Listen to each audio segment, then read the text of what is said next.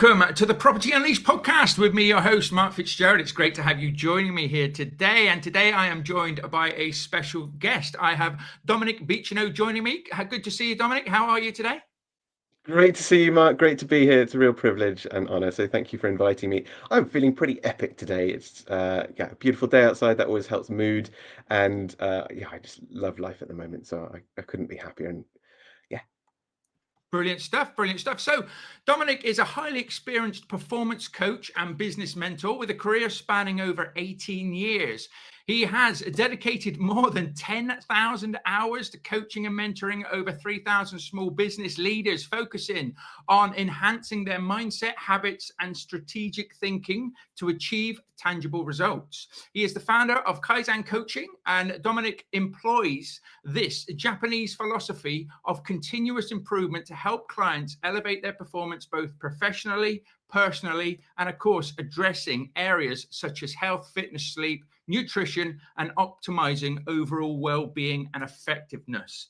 He has a role as head coach for and mentor for both Property Strategy and the Property Investor Network, and he looks after and mentors over 25 coaches on those programs. And Dominic's coaching philosophy is characterized by a gentle yet powerful approach, offering clients unique perspectives on their challenges and fostering an environment that is conducive to growth and transformation. And I have to say, I wanted to read that out because we're not going to be able to touch on all of these different things, but people who listen or watch this episode are in for an absolute treat. If you're into personal development and you really want to understand blockers and things that are stopping you, then we are in the right place here. So I've done a quick intro. Dom, tell us a bit about yourself.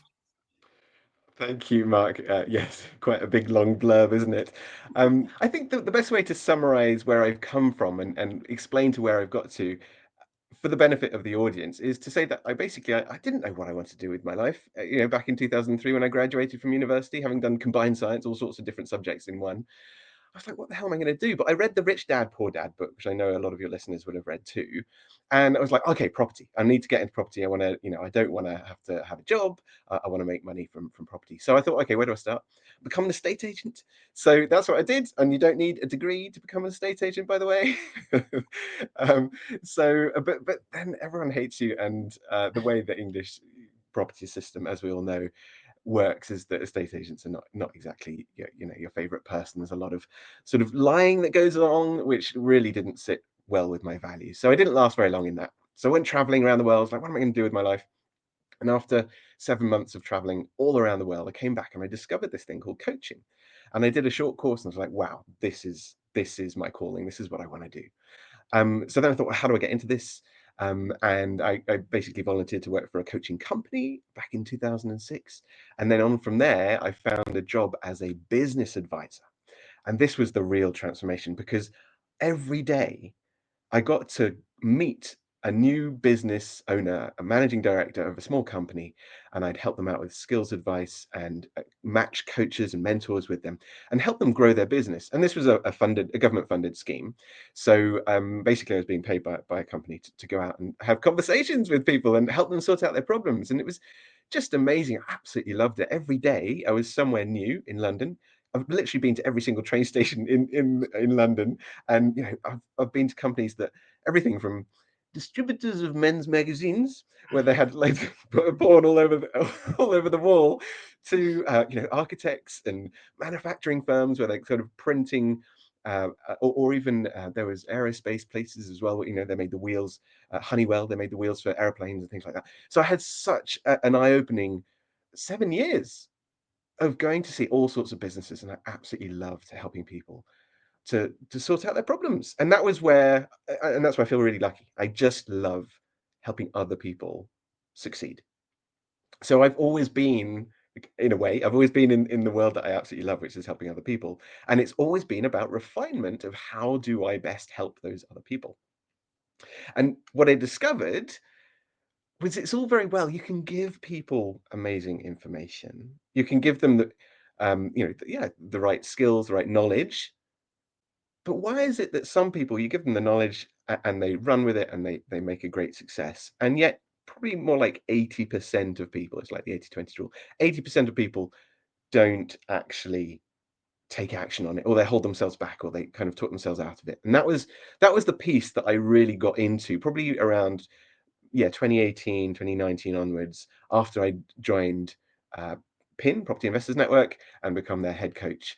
And it was really interesting to see that, we give everyone the same information, doesn't matter what course it is, whether it's a course on business growth or a course on property or a course on PR.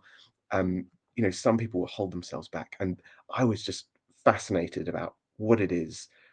Why do they hold themselves back? And what can we do about it? So that's my calling. That's my raison d'être.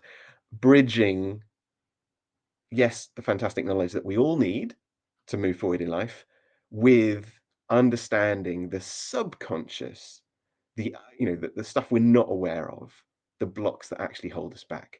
So that's brought me to where I am today, which is to say running my own business, but also consulting and coaching others, for others like PIN and Property Strategy, and my own unleashyou.com and Kaizen coaching.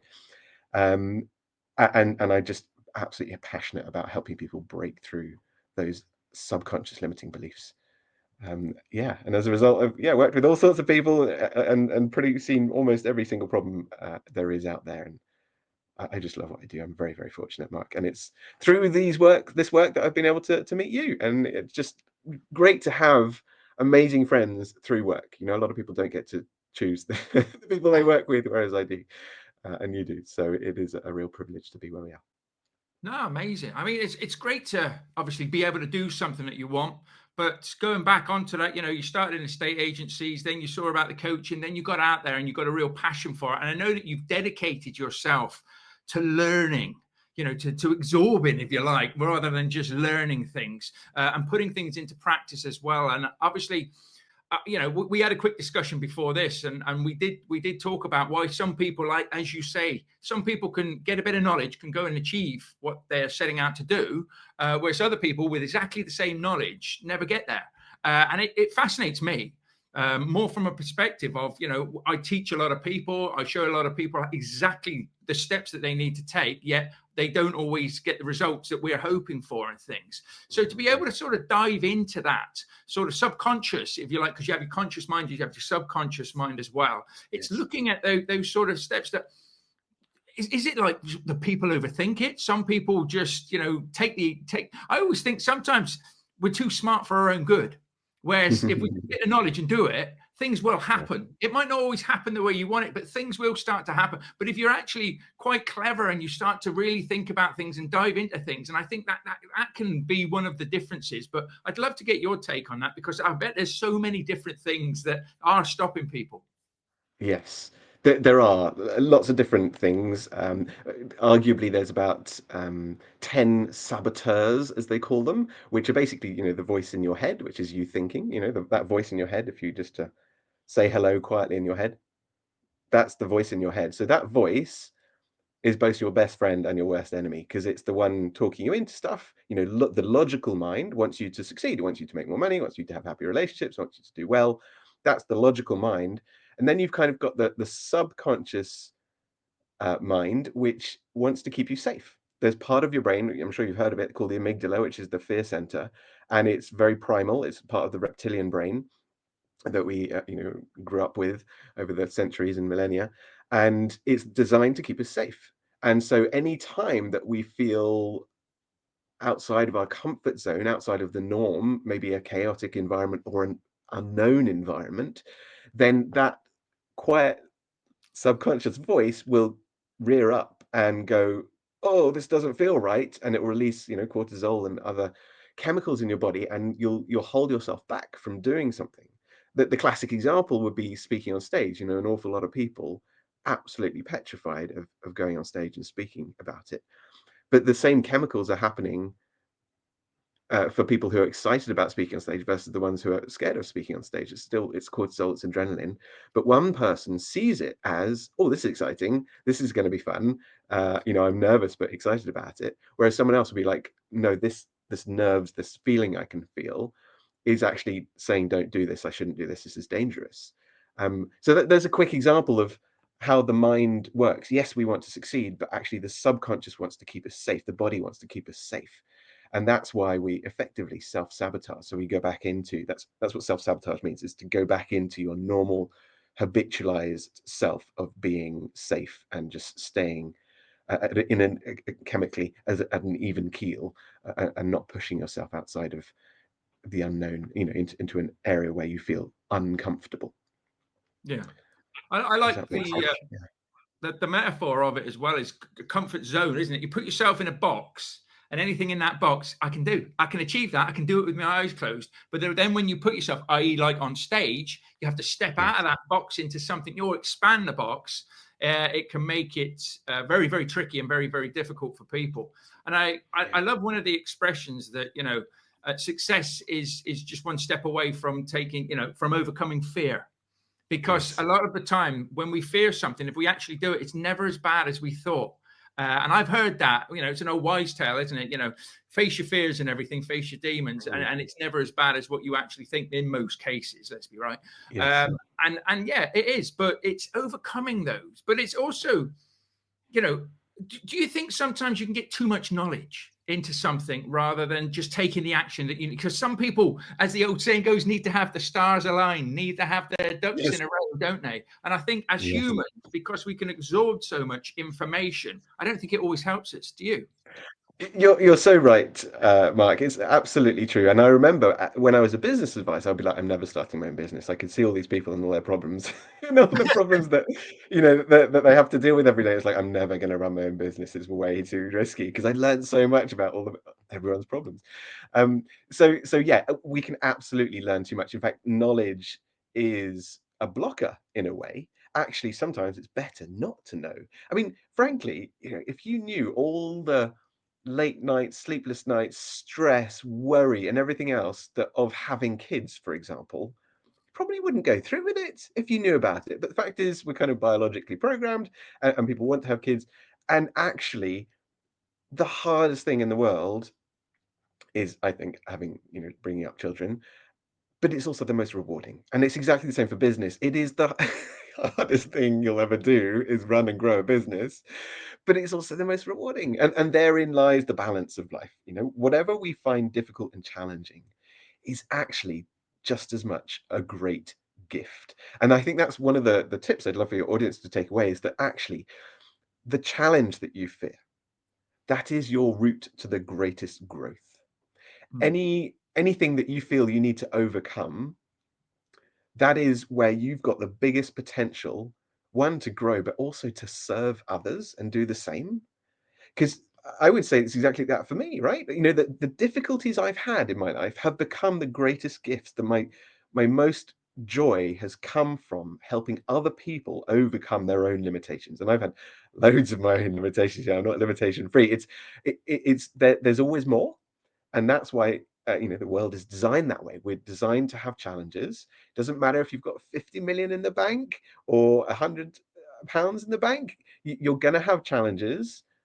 They're just probably going to be bigger challenges as you grow and make more money, and have more relationships and bigger businesses. But chances are, by the time you've got there, you're better at solving those problems. And so, rather than shy away from all the difficulties and challenges and problems that you face, why not embrace them? Why not go, I'm uncomfortable. Great. Now I know that I'm growing. Now I know I can actually learn something and do something different to change who I am, rather than react and be the same person as before. I can proactively go towards and literally run towards that problem and do something about it and grow through it. And that is, for me, that was one of the biggest revelations, is kind of realizing that actually all these difficulties, all these challenges, they're gifts. Embrace the difficulty, embrace the problem, grow through it, and actually you'll get the gift on the other side, because that's exactly why it's there. It's to help you. Everything is life is happening to help you grow, except that the subconscious brain, the reptilian brain, the monkey brain, is there to wanting to keep you safe, when in fact, actually, you're perfectly safe. There's never been a better time to be alive. There's more health, there's better nutrition, there's more knowledge, you've got more access to information that's going to help you succeed. There's no reason to fear these things. And so consciously we know that, but subconsciously, that's where because we're not aware of it, that's what's really holds us back. Love that. Love that. One of the things that I always ask any of my clients, and it's sometimes I get a really like they look at me stupidly and to say, "Well, what are you on about?" But I always ask them, "Are you afraid of when it comes to property? Are you afraid of getting a deal?" Because I see so many people that are like, I need deals, I want deals, I want to do this strategy, that strategy, and things. But when push comes to shove, I can actually see them talking themselves out of this deal.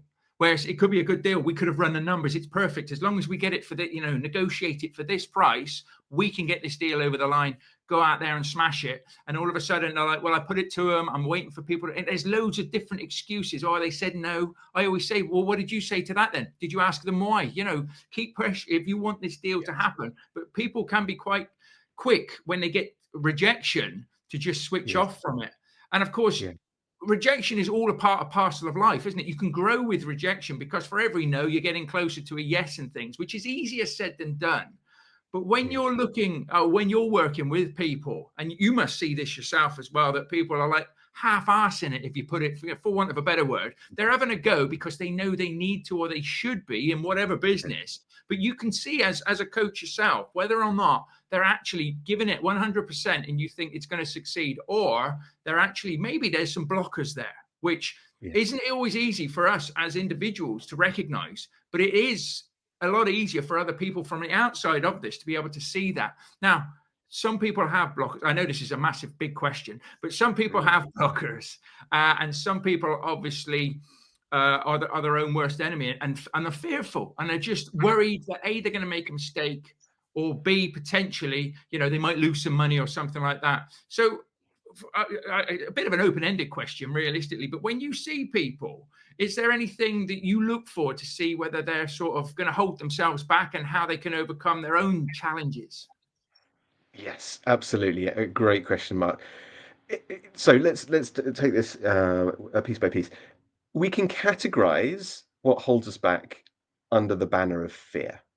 Okay, fear, false expectations appearing real, frozen energy, action required. There's lots of anagrams for fear.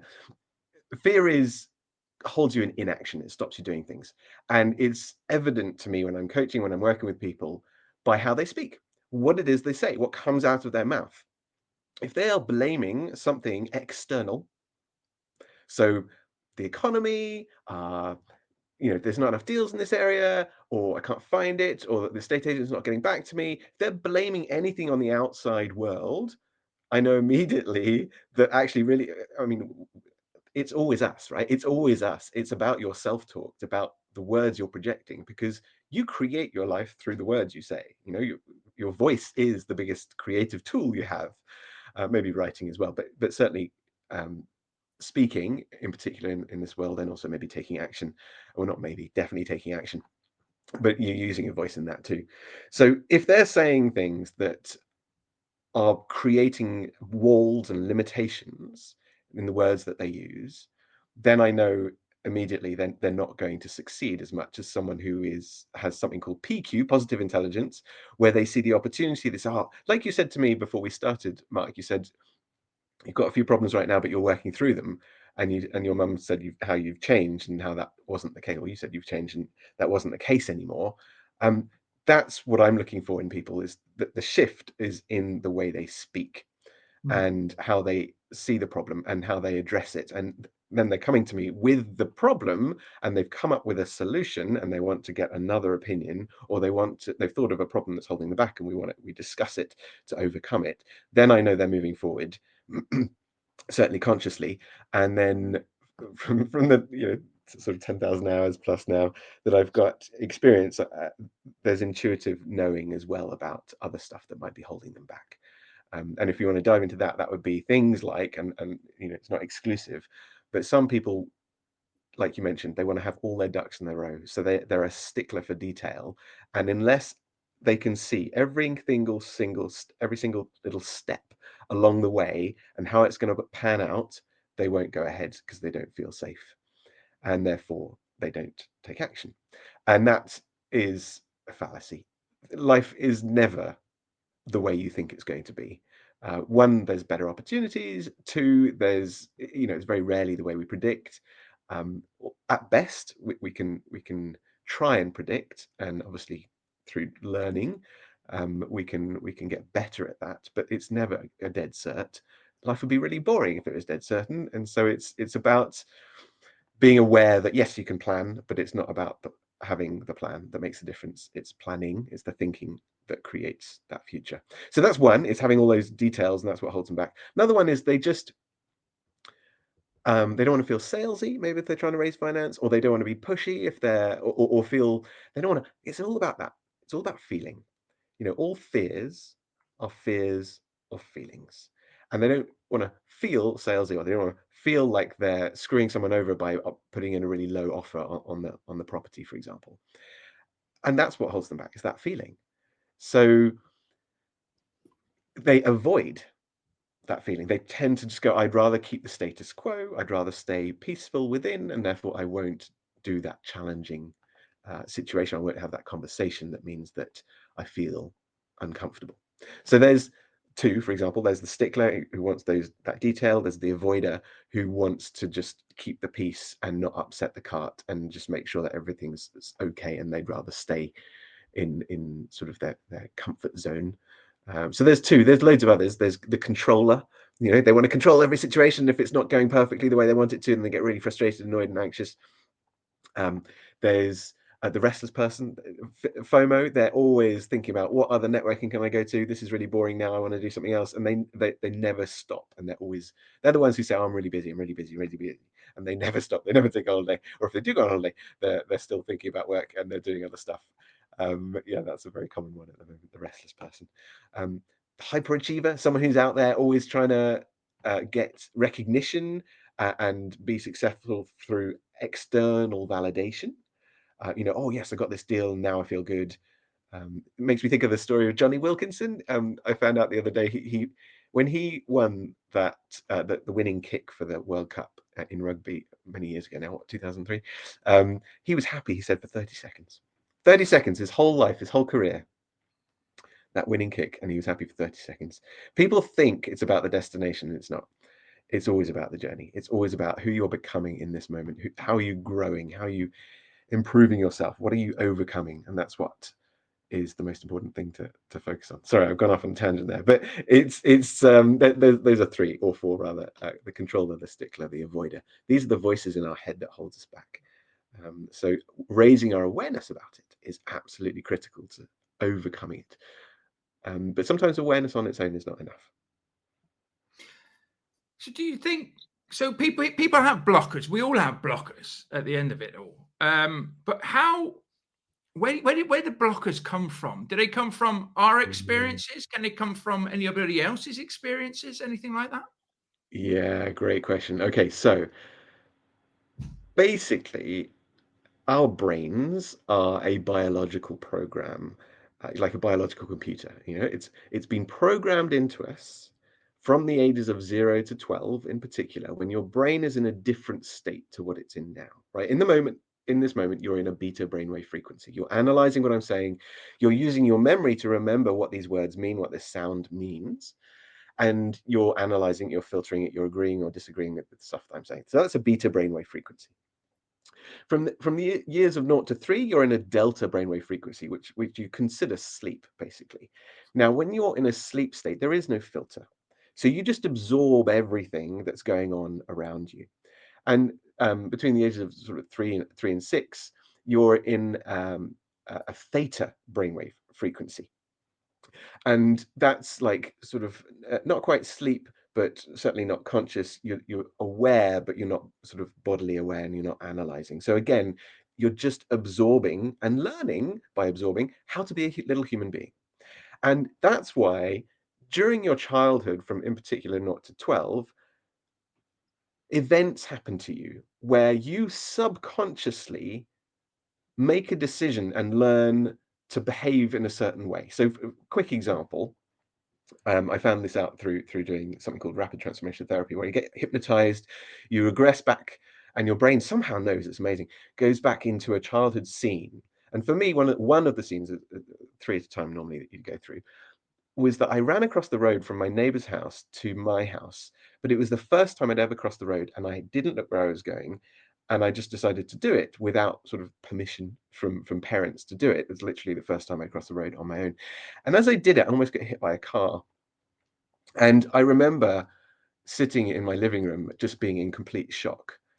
And I didn't know this until I did effectively the RTT, the rapid transformational therapy, that in that moment, I made the decision to no longer trust myself.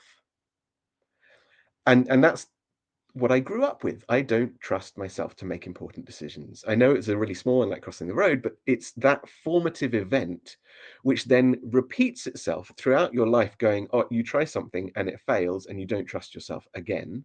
And so you go through life and you get to 30, 40, and you're like, I don't know why I'm not succeeding. And actually, the reason why you're not, or one of the reasons why you're not succeeding, is because you don't trust yourself, or you don't think you're worthy of receiving more money, or you lack confidence because as a child your parents said, no, that's not good enough, you need to do this effectively in order to be loved. I'm going to hold back my love from you until you act in this way, and then I will love you. And so all of these programs which are instilled in you in childhood are the real blockers behind us as adults that are holding ourselves back. So that's one of the big things that holds ourselves back, is that programming. That's the biggest. That would be probably 80% of it. But from my learning, and just to touch on it briefly, would be that there's some lovely books out there now, but one of them is It Didn't Start With You. And it looks that actually some of the traumas and blockers, limiting beliefs that you have, actually came from, they were almost inherited, just like you can inherit disease from your parents, like heart disease and diabetes and things like that, which are more likely to happen in your life if your parents and grandparents had them. You've actually inherited traumas from your parents too. So a very common one, an example would be, particularly in Europe, people during the war, they didn't have enough money. They didn't have enough food. And as a result, that has gone through generations of families too. And they feel that, there's never enough money. We must, either hoard our money, or I'm not worthy of receiving money, or there's some sort of money block there. And that's a very common one as well, is that people aren't good at either holding on to money if they make it, or if they just don't feel worthy of receiving it. Therefore, they sort of subconsciously hold themselves back from making, and doing bigger deals, because it just feels uncomfortable at that level, with that amount of money that they might be talking about there. So there's two massive reasons. That's the main ones that hold us back, is that subconscious programming from childhood, from the ages of 0 to 12 in particular, although it can be later on in life too, and also generational trauma. So I'd encourage the people listening, what was it that your parents struggled with, and what did their grandparents, or your grandparents struggle with? What were their worries that constantly were part of their identity in life? Because chances are you've got that too, and that's what needs healing to overcome it. Wow. I love talking to you, Dom. I love talking to you. It's so fascinating. It's so fascinating. So realistically, you could be struggling right here and now, and it's nothing actually realistically to do with you. It's just you've inherited at the end of the day. You've inherited these blockers, these thoughts. So, for people that are out there that are maybe started trying to do something but are struggling and not understanding why they're struggling. And I've had times where I've thought to myself, why don't I just go and do this? What is stopping me? But there's something, like you said, a little voice or something like that, or limiting belief that is stopping you. And you also just see so many opportunities out there once you open up to them. But of course, what I see as an opportunity, somebody else might miss completely, and vice versa, because we're not open to those things. So for people then that have maybe got the knowledge, because as we say, rightly so, there's a lot of people out there now that have got so much knowledge that they don't need any more knowledge. They need action. They need to go out there, but they need to ask themselves what's stopping them. So what would be the first sort of stages, if we can help the listeners to taking those next steps, to actually doing something that they want to achieve? Right. So there's two ways to do it. The traditional route, which I'm sure everyone is aware of, which is, say, you learn the new information and you take little steps. I say little, I mean, you can take big steps too, right? But obviously the risk is higher, and therefore you might feel more uncomfortable. But it comes down to taking regular action, which then become habits, which then become the way you think, feel, and act. So we've got to take regular action that creates new neural pathways in the brain, which then becomes part of your personality. So that's one way. You take action, you think, you feel, you do around whatever it might be. Yeah, speaking to estate agents, sending landlord letters, anything that is going to help you to move forward in, say, for example, property investing. So that's one, is taking action. The other way that you can do it that creates big transformation, actually, sorry, just before I get onto the big transformation, one step back, it's about your relationship with yourself.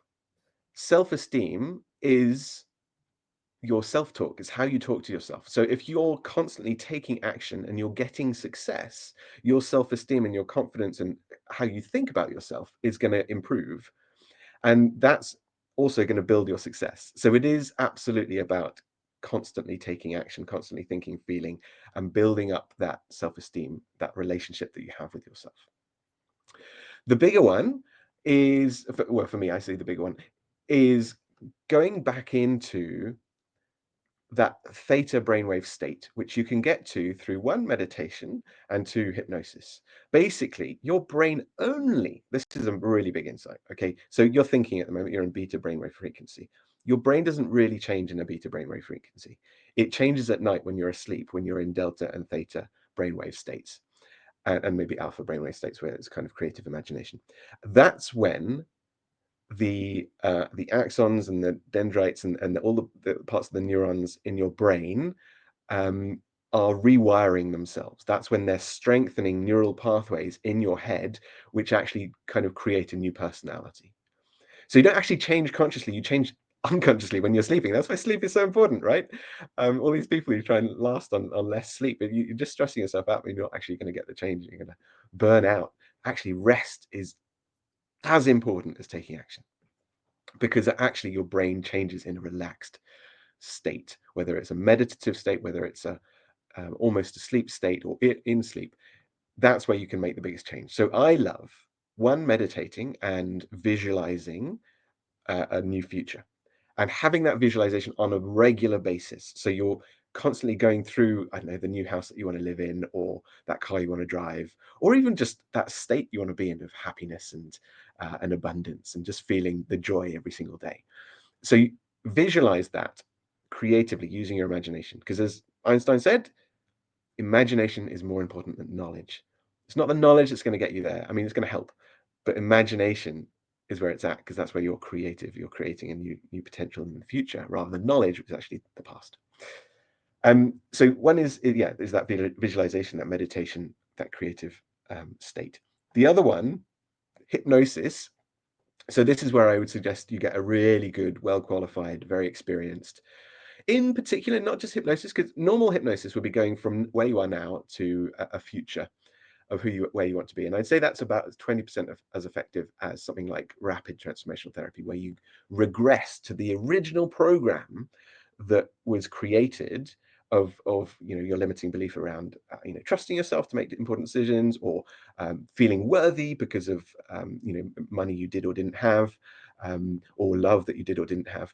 If you use a really good rapid transformational therapist, they will help you regress to their original program that instilled itself in your brain when you're a kid, and they'll help you to reprogram it. They won't do it for you. You'll realize it and do it for yourself, but through their guidance, you'll realize it for yourself, and you'll have a complete, I think, quantum shift breakthrough in your personality, because by reprogramming from the theta brainwave state, it's far more impactful.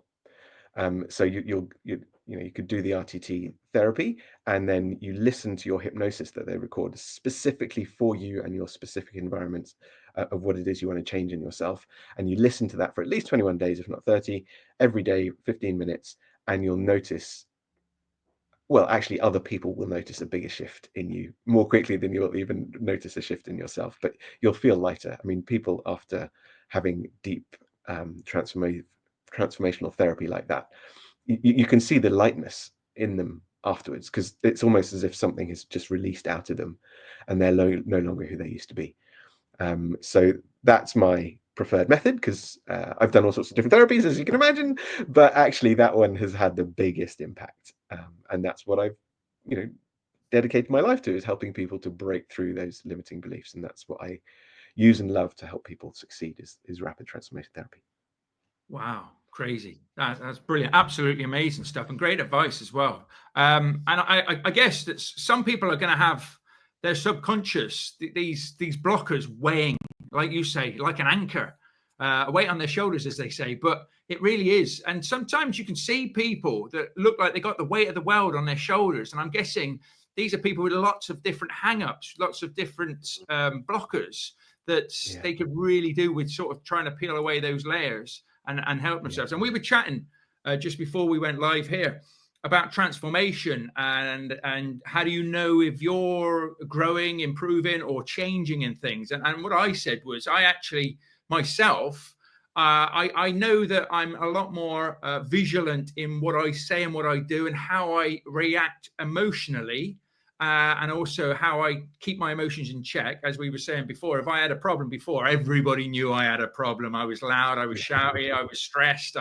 You could see it as soon as I walked into a room. But now I have issues and problems, and I'll still be chatting to people quite normally, and they'll say, well, aren't you worried about this? Well, yeah, I am actually. But, you know, there's no point in shouting and screaming about it, is there? I can only control what I can control. But I've noticed more in other people that I've changed rather than and that they haven't really changed. And one of the things that I wanted to bring up again here was that I have friends, or I had friends. I haven't really changed in the sense that I don't think I should be friends with them anymore. But I had friends who haven't really changed, and a lot of their problems, worries, fears, and stuff were sort of aligned with mine when I was very narrow-minded, you know, 7 years ago, before I started working on myself and everything else. And now all of a sudden we've drifted away, and the old expression is, well, Mark, you've changed, but I think it's we're not aligned anymore. You know, well, they're quite happy to moan about the weather, the government, you know, they're not getting paid enough, they hate their boss and all of those things. Then they say to me, how are you getting on, Mark? I said, well, I'm happy, I'm loving it, I'm doing things that I want to do, I've got a passion for it all of a sudden, you know, you can sort of see those differences, can't you?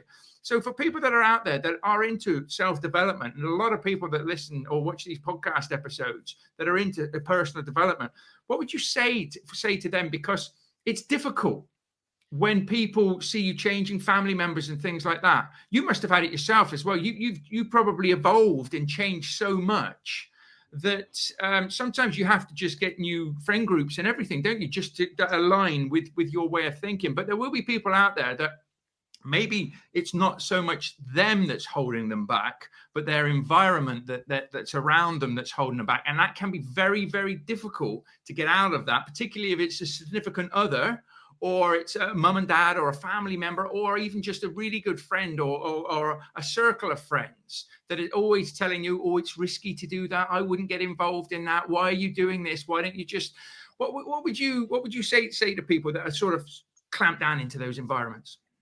Yeah, you're so right to ask the question, because environment is probably the single biggest factor behind whether or not you change, unless you do some sort of, you know, transformational therapy, that is going to impact who you are, your personality. I mean, if you or I were sitting in you know, a tent in Mongolia, you know, we probably wouldn't have this technology, we wouldn't have the electricity, we wouldn't have you know, the sanitation, we wouldn't have the transport. There's so much around us that we wouldn't have, therefore we wouldn't be the people that we are now here today. So your environment has the biggest impact, and who you surround yourself with in particular, as in your friendship group. As Jim Rohn said many years ago, you're the average of the 5 people you spend most of your time with. So you've really got to kind of look at that and go, well, am I spending loads of time with, I don't know, an old parent who's, you know, in their old age, and sort of got dementia, and I'm having to look after them, and therefore their kind of their energy is bringing me down, because it's very depressing to be around someone who's losing their mind, for example. Or are you out there, are you surrounding yourself, are you part of a mastermind, are you part of a group of people who are encouraging each other to overcome problems, to learn new things, to push themselves outside of comfort zones, to do things that they haven't done before? And are they helping you to learn and grow and become far better than you were before? Because if you're not consciously and deliberately creating an environment that forces you to step up, then by default it's reactive, and you're conforming to the environment around you, whether it's, you know, in the workplace, people at the coffee machine complaining about their boss, or if it's, you know, something like that that might be bringing you down, and you feel stuck and forced in it. But I would say deliberately create an environment, both, you know, everything from in the bedroom, make sure it's really dark and it's a place for making love and sleeping. And, you know, in your kitchen, like, don't put all the crap food in there, because that's going to affect your energy. So make sure that your kitchen is a really nice environment where you enjoy preparing and cooking and eating the food. Maybe it's, you know, the table where you can sit with your family, whatever it is that you want. Craft and be deliberate about every environment that you put yourself in. And you'll find you will change as a result of crafting that environment, and in particular your friendship groups more than anything. So be deliberate about it, because the environment has the biggest impact, is what I would say. Having said that, you may, if you were to have some sort of, you know, hypnosis, or regularly meditate, you might find yourself making a big decision, which, by the way, is never one big decision. It's always lots of little ones that lead towards what feels like a big decision.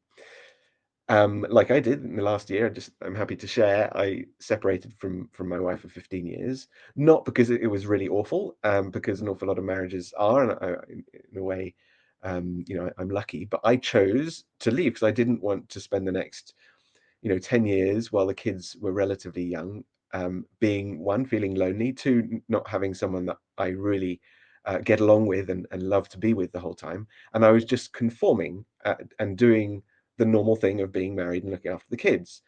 I decided to make a big change and separate from her, and start a new life with my new partner.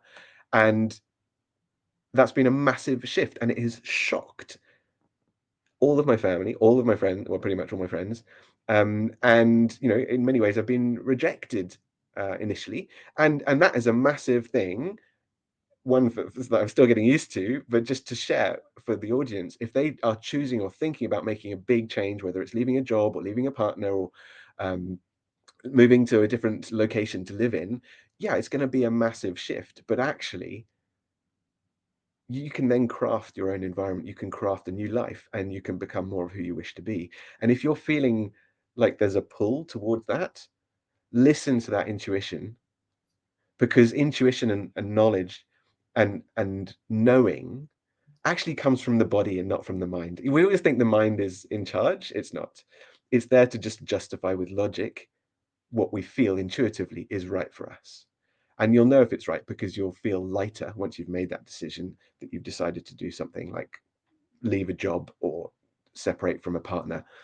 And yeah, that will create a massive shift in your environment often, but you'll recreate a new life, because life is safe, and you can do that. And it's always going to be, you know, the universe has got your back. Amazing things happen. When I made the decision to leave, you know, my business partners Jackie and Dave lent me their camper van to live in, because I literally had nowhere to stay. Then a friends said I could stay with them for a few days, and then my parents said I could stay with them for a few days. And anyway, it just all evolved, and through conversations and everything else, I've gone from, you know, a temporary sofa surfing to a camper van to a static caravan to a chalet, and next it will be an actual home once we settled the finances. So it, you know, it's progressed, and I know with absolute grounded certainty that it was going to progress. And so just knowing that once you make the decision, whatever big decision it might be, you'll be fine. It might take a little while, but you'll be fine. It's just a feeling. You don't need to believe that thought. You don't need to believe that feeling. You can just sit in the moment and go, oh, look, I'm having that feeling of fear. I'm having that feeling of thought, that fearful thought. And I don't have to believe it. I'm just going to be present, and I know that the universe has got my back, and everything else is going to turn out okay, because if it wasn't meant to, we'd all be dead. Sorry, I went off a tangent there, but I think it's just important to share that big decisions, you know, although uncomfortable, can actually lead to a much better life. No, I thank you for sharing that and your honesty and everything. You know, it is appreciated, and of course, that is a massive thing to do. I think the last massive major decision I made was taking voluntary redundancy when I left a cushy job. That, you know, I didn't have to leave. I had the security there. I was earning a good wage and everything. But most people say, "Well, were you scared when you did it?" And I was actually no. When I did it, I felt relief. Like exactly what you said there. I actually felt like the weight of the world was off my shoulders. All of a sudden now I was free to start a new chapter in my life, and to Yeah. get out there and do something. And that's what that's what you're saying there is succinctly Yeah. put is if you are having these challenges, if you are in these situations, it is down to you to make those changes. Don't wait for any external situations or things to happen. At the end of the day, it is down to you and you alone. And you know, the choices that we make are our own. You know, where we are Yes. as adults in our life, and I love this as well, is we're where we've chosen to put ourselves. Now, that Yeah. could be in the wrong place, that could be in the wrong relationship, that could be in the wrong business, that could be in the wrong job. But you've chosen to do that, because even if somebody else has swayed your decisions, it's been you that's done it. And it's a bit like with weight. And I love it. Zig Ziglar says it best. You know, I've never eaten anything that I didn't choose to eat, because it's a choice. I chose to put, you know, the donut in my mouth and eat it, or whatever. So it is all down to the choices that we make. So a lot of it goes back to obviously environment, situations, but remember, you do have a choice in Always. most cases, obviously, and it's about making the right choices. And of course, Yeah. the right choices for you. Dom, I could chat to you all day long, but one of the things that I just want to touch on here is I've just started really incorporating into my weekly schedule. Now, you know, maybe because I don't work full time and everything, I've got businesses and stuff, I can do that, is thinking time. It's actually time to sit down and think about specific things, which I'd never really done. I'm normally here, there, everywhere, super fast. I haven't got time for all of that. But that's made a massive, massive difference in what I'm doing and what I'm achieving and everything. And just, I know you're a big one for your visualization, for meditation. I am as well. But thinking time just to sit down and think about, you know, something, some part of work, business, life, you want to get healthy, just sitting down and having, you know, a bit of time there with a notepad and pen and let your mind wander is Yeah. magic, isn't it?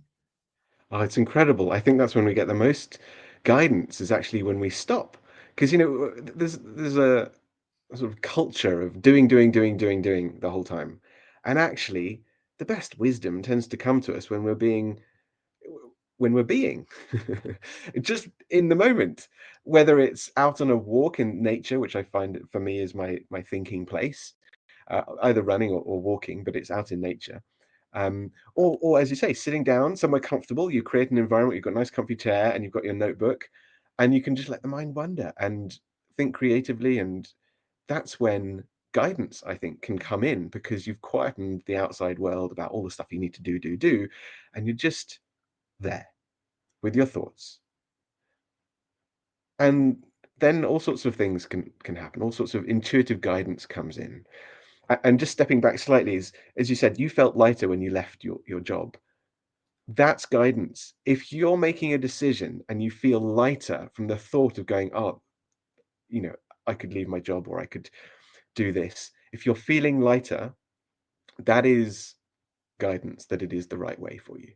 Because it's like the word enlightenment, right? You get lighter, you feel better, you're more energized. So those are the decisions that, if you feel lighter as a result of it, that is actually intuitive guidance. Um, so I'm a big fan of, as you say, taking time out deliberately to and strategically as well. So as you say, scheduling it into your diary to go, I'm gonna, you know, take Friday afternoon off, I'm gonna go for a walk and take my diary. I'm just gonna be me and my thoughts, and I'm gonna get ideas. And you will get ideas. And the more you do it, the better you get at it too, because your brain almost knows that is your reflection time to get that guidance. So yeah, I love that idea that you're already doing it. Great to hear. Any other tips that you would say that you've done in the last 6 months or so that have benefited your life? In the last 6 months, well, I stopped meditating for a while and I got back into that because I know that is important. But again, life always seems to get in the way, and things like that are actually very important. You need to prioritize. But for me, it's having a bit of reflection, and it's actually probably more than ever now. I get to the end of the week and I have a bit of time on a Friday, because nobody can book me in unless I'm doing something specifically on a Friday or there's a major emergency. Just Mm, to reflect on the week, on the month that's coming up. I actually have it scheduled in my diary now to say, you know, what's gone well, what's not gone so well. Why have I not maybe done something that I should have done? and what was stopping me. So I have a bit of time now where I have a journal as well. I just reflect on it. And also I've started every morning, I like to write 5 mantras about my life and myself, just to big myself up, big up my life, where I want to be, what I think of myself and things. Now, if you read it, you'd say, oh my God, this guy's got such an ego. But it's not for you to read. It's just for me to read and tell myself on a daily basis. Yeah, exactly. Who is the greatest boxer of all time? Muhammad Ali. Of course, because you said it every single time, every single day to everyone. I am the greatest. And people believed it because he said it so often, and he believed it because he said it so often. So why not? It's a brain hack. Tell you, in the UK, we are so self-deprecating. We're very, we talk ourselves down.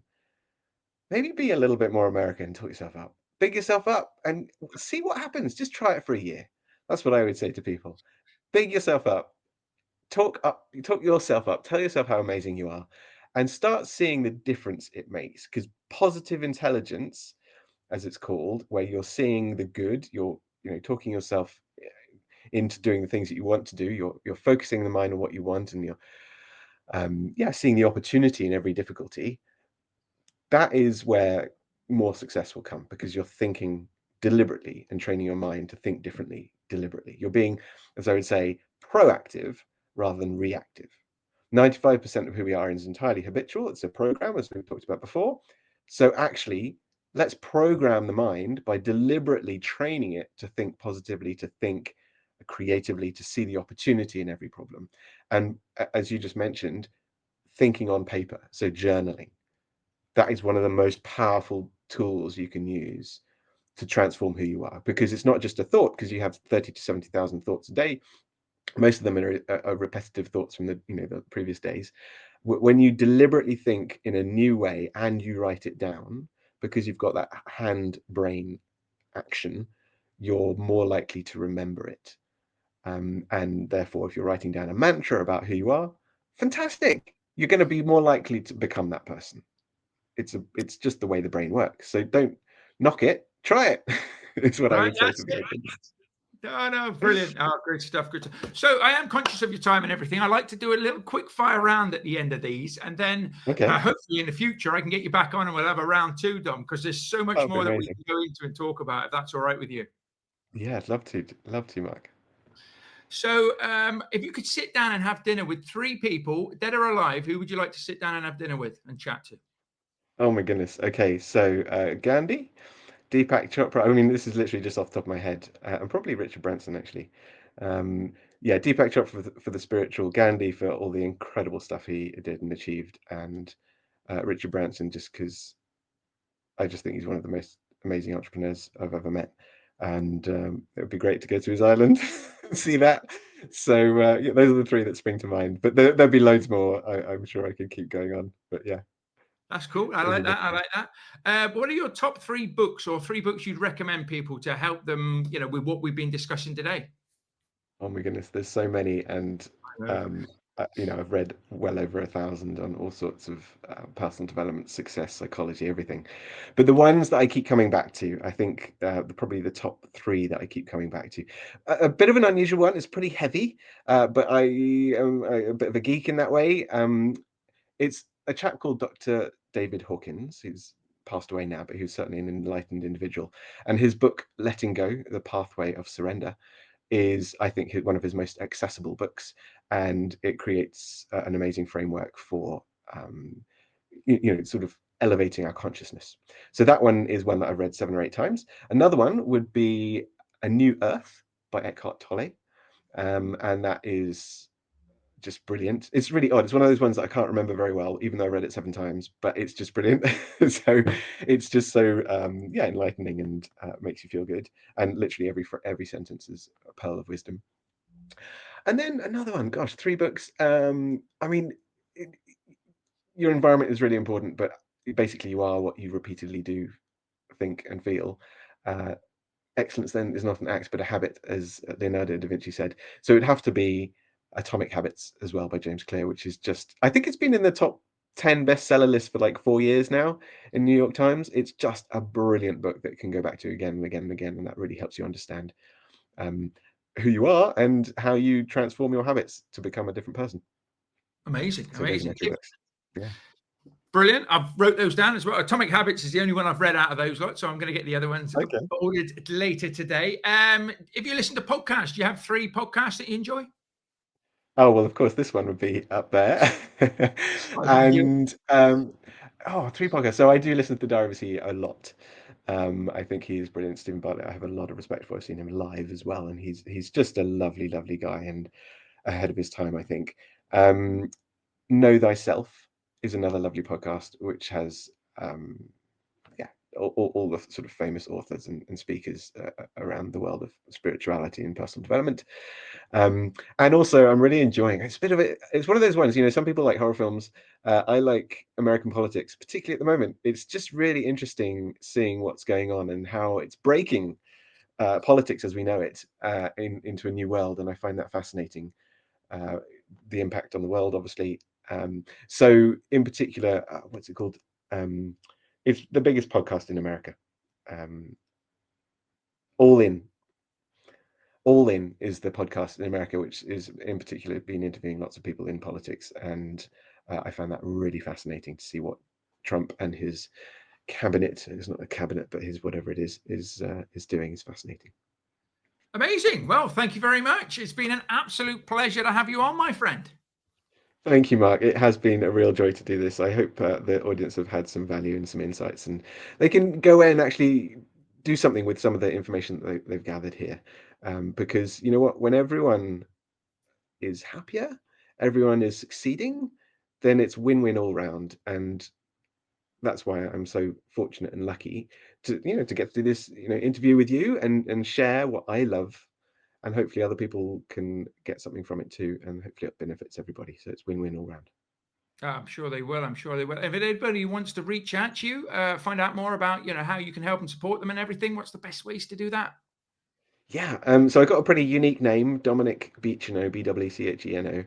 If you Google me, and you can connect with me on LinkedIn, although do put a message in, or on Facebook or on Instagram, I'm there, or you can go to my website. I'll give the easier one, which is www.unleash-u, as in the letter u.com. Unleash-u.com is my website. So yes, thank you very much indeed, Mark.